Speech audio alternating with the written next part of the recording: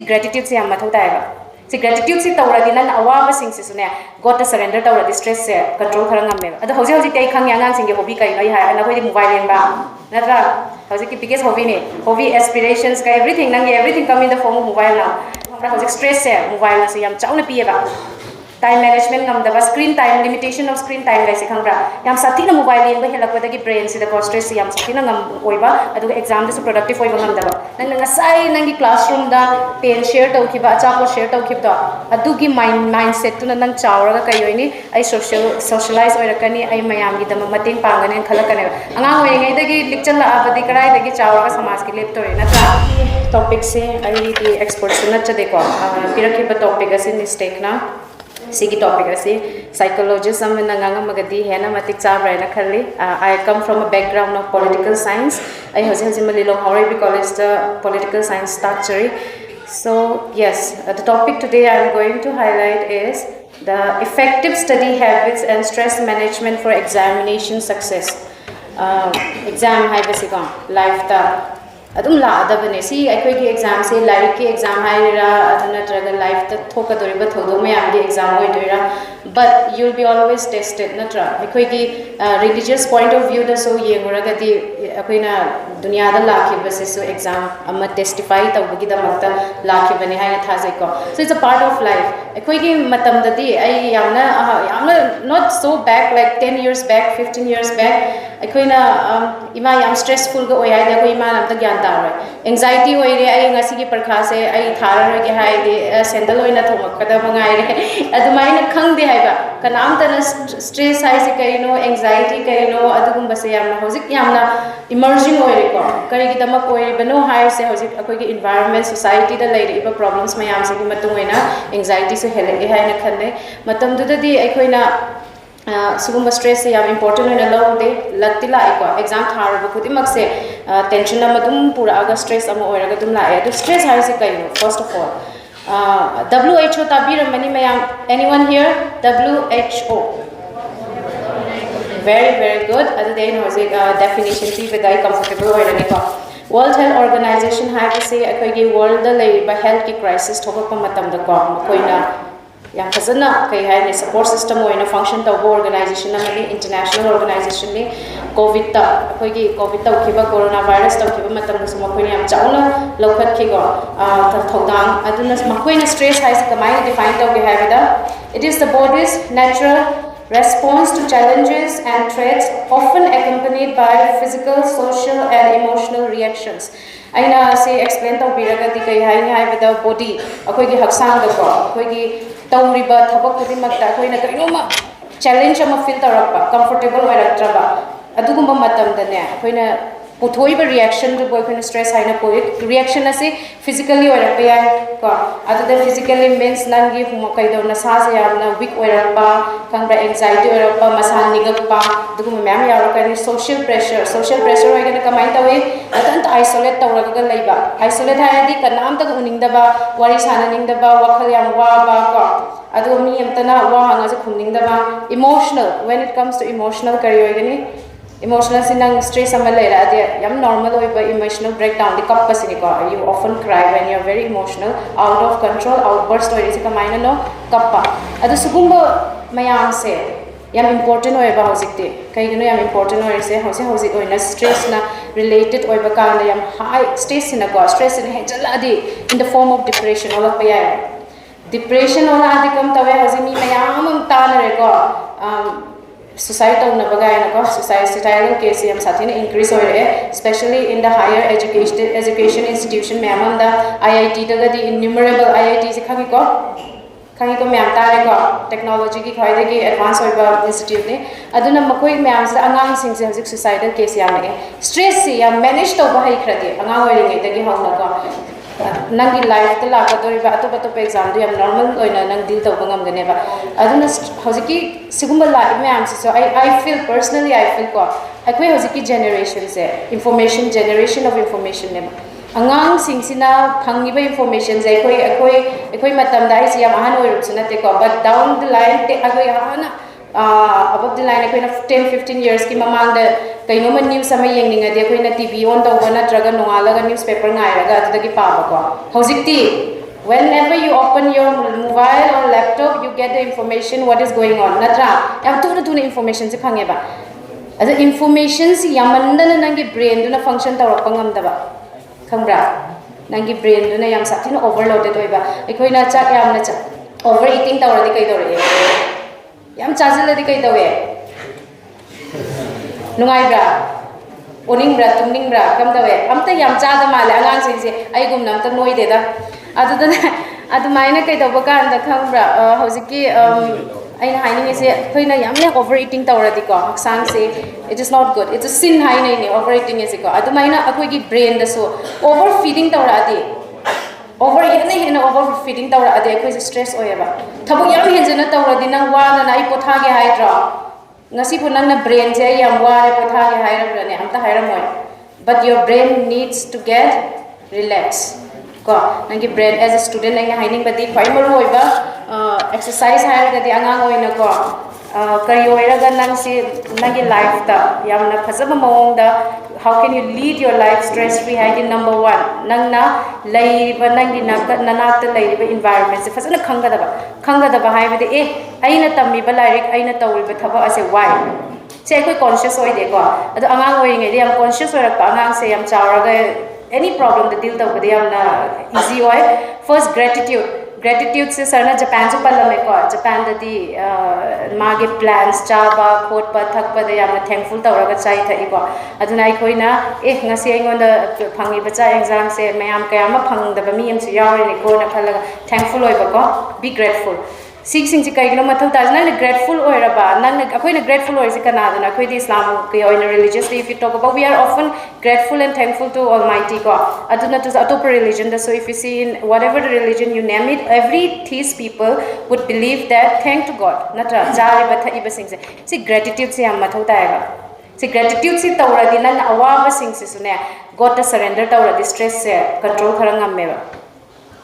And this, I am not saying this. This is believed by many scholars that ai awaba sing se Allah na yengjakhrajani aina khandra su gaina khallade nangi wakhal se relax oidra Allah na se na jakhrane na khandokhrade adu maina nangi thabak ko adu subtau tau da bida hard work tau da bida like pa da bida ai Allah na sinna khrage haidi I don't know what to do ko adu maina natte hai se nanga tawgadab du tawraga nanga cop up tawrappa ngam da ka I will give up ka haidi Allah do ina surrender tawrage na ko. Secondly, nange exam se prepare yam tawdragati yamna stress helega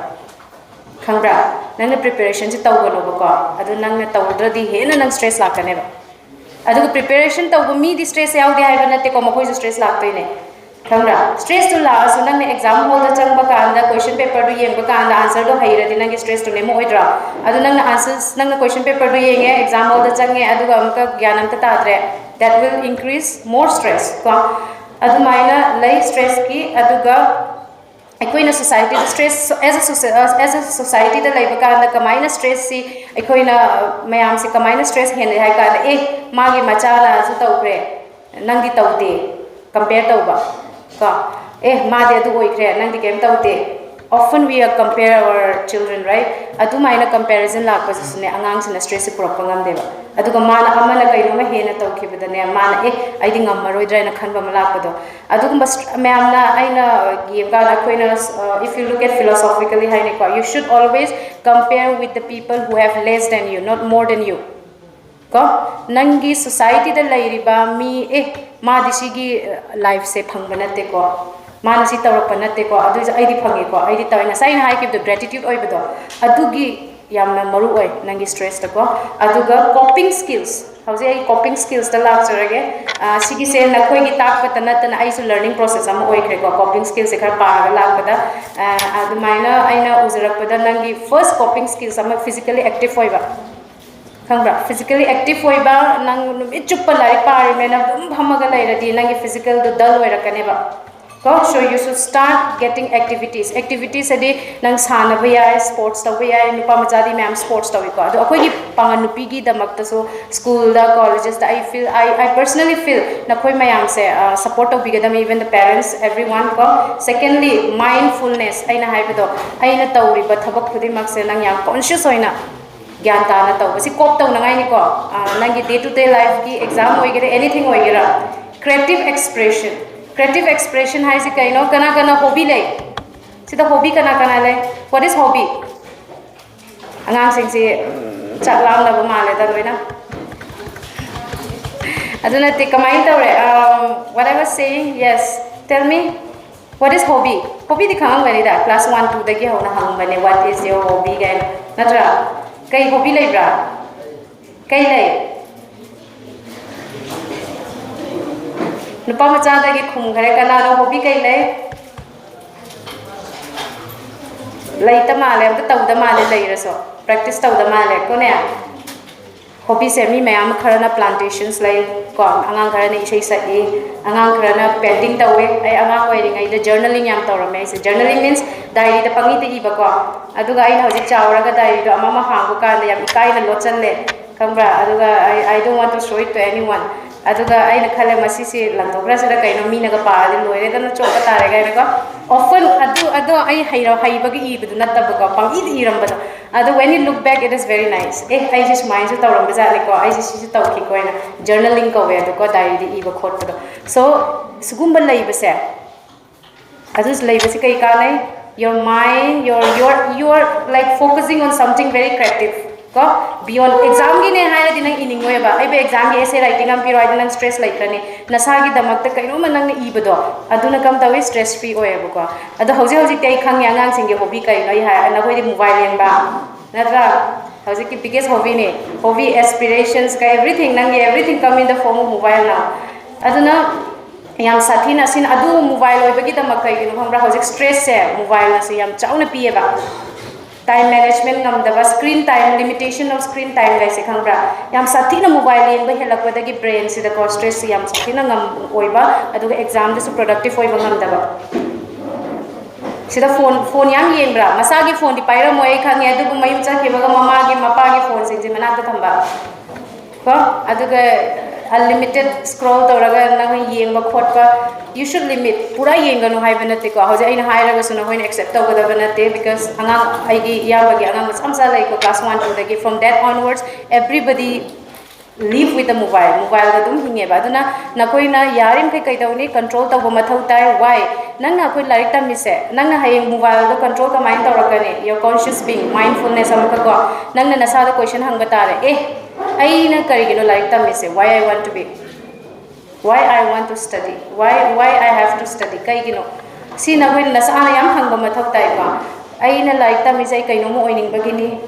natra ai si sumaina ai punsi da heng an chawra ga sumaina oiningi ko adu maina nang clear am nasa da leizara ba ko nang nasa gi larik pa bagi matam manage herakani phone pai bagi su manage lerakani kambra that is all depend on the larger picture hoy bi ko nang na hojik larik pa ra prakha tha ba ki khanda ba kambra aina prakha si tharaga chawraga aina kari herakani haiba adu maina nang gi larger picture do clear hoy ba mathau ta adu ga act of kindness giving se stress free oiba aina khanjaba da ko yamna stress free oiba karine akhoi gi adugi rakhangde akhoi gi 5 principle da jakat ena yawi ko aduna pi base being kindness se adu kindness si paisa pai raga to oena mi na khala ga paisa pai raga ne na kindness wala prai na khali ko so it's like kindness is something which you give out of smile it can be simple smile gratitude paisa ga pi badu nate ko kananom na nangonda I am tak pen se wai jage hai ka de pi roi gi muk loi khrani ai pining de whatever ko adu maina khanba adu khanga no if somebody is asking you for help go for it give it ko adu maina act of kindness macha da gi lak ban yang oi ngai da gi hona ko sharing cha ba thak pada adu gumba act of kindness sina lak pa se kamai tai khunga mioi ba gi mind se nang aphaba khan ba gi damak ta space pi e ba nang gi mind da stress khaktana tab aphaba ko not just thinking about your exams aina kaino ma tawra ade aina mi me angi seva tawba ngamakani kana khalakane ba nang ngasai nangi classroom da pen share tawkiba acha share tawkibda adugi mindset tuna nang chawra ga kayoini ai socialize oirakani ai mayam gi dama mating pangane khalakane anga hoi ngai dagi lecture la abadi karai dagi chawra ga samaj ki lep tori natra am I right so it is always begin from day 1 in your school go also at your home parental support se yam mathau ta ai na khan bada ai se anga hoi ngai dagi mamana dada ga taraga I was raised by my mom baba ya na anga hoi ngai da kg da lai khidre ko So giving this parental support, I'll give you an example of myself. I see Shillong da tame 10th standard I Shillong gi port gi tharak pani aduna aina hostel dagi chat pa se akoi hostel da angang ahum ai ga ko angang ahum la kaino koi se 10 board ta tha ba chatli board ta tha ba chap ka na mama mapa me am le pa ga lai ra me angang gi ko ada akoi gi di lai rekte angang ahum da koi do masana dum chat la ga exam se thare numit tu maths to e ba ko maths thok pa kan se da kamai to gi ha da Meghalaya gi board ki exam gi maths paper ne Makoise, Hajiki handicap high record, differently able high politically correct oina. Matamdu the question paper the physically handicap and a tharaga portion later meba. Kambra. I quit I the Mayamloina Ginataba only physical handicap high portion later me. I in a physically handicapped kiddo, Pantau the Taure. Kambra. I is a story, Mark is a Taure. Adugane last the bell king grab. Board exam that ko 𝗕𝗫𝗂 is a class ki exam na te classroom ge ada ai si loire thogak pa ka da ai si kai na tawra mi se kaya thadu mo jo khang de halak pa ka da 10 marks hena thadu om de ko aduga som da de ai si phasana tawgani kai na chat sari ni ya yum da lari hai re dunia da ne na som da 10 marks thadu kre atai lajo la lam dore mi maths ta na tra aduga thadu ga la e thogak pa ka da ko di phone pai ran de 10 da phone lai te ko keypad lai mama pai Adaina hostel chatlaga warden daina haire ai mama dam to phone tawbiyo na ko adane ai sile ngomaktraba. This is very important. What I'm saying is stress, out of stress. I stress the lag tanai kappe ko kappaga yum da chatle I have the hostel da chatle boarding da warden da hai am te ma da phone tawbiyo na ai ma se phone pai re ai na ai ma ai di ma thadu am nga sidi ai khangre imana da kai hai ke ai mama expectation ai ne wa ko beyond pass marks ko yam wang expectation adugu mane kai hari ki matam da nang pass taw gadam natro na pass puri taw gadam ma lai ma hari ko aduga ne ai kapalette aduga imang kai hari pass taw ra da aduga kari ko wari ko mathang atope exam yam lai si de phazan thara loire sina loibe natte. This is not the end of world. Sina nangi punsi loibe natte ko and I know you gave your best in your paper nang lai yam na hard work taw ba ngang ne du nang kem khangana adu hairap padu da ne ai gi stress to loi chakreba sing me ko I think around 90% it went angle I atop exam am lai sidit adumai thoga ga next exam do I gi science la kai no ke adumai fazana tawki.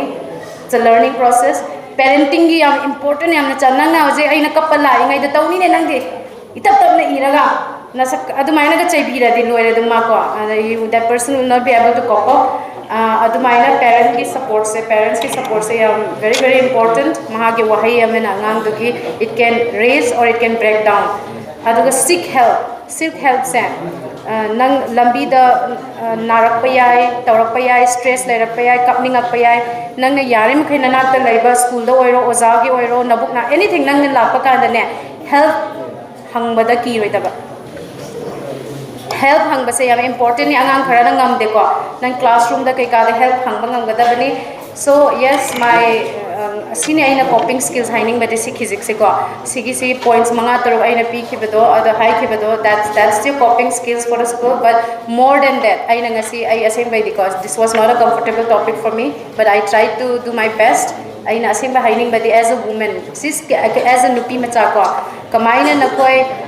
how to deal in the society nupa macha ge aina kai focus ta udre se hai si society has given them so not many free hand yam na phangi ko ayeng nang ai Delhi da chake hai da nang ima baba na tara ra khan gani nang ko na thanda Delhi da kamai tha do mu natra nupa macha da di 2 points ka khan ba da nang 10 points na khan ki ne stress la kani aduna nang kamai na tawni. First you should do is that trust the win of your parents. Yam na maram pa ngang oy ga chaw ga da ba kambra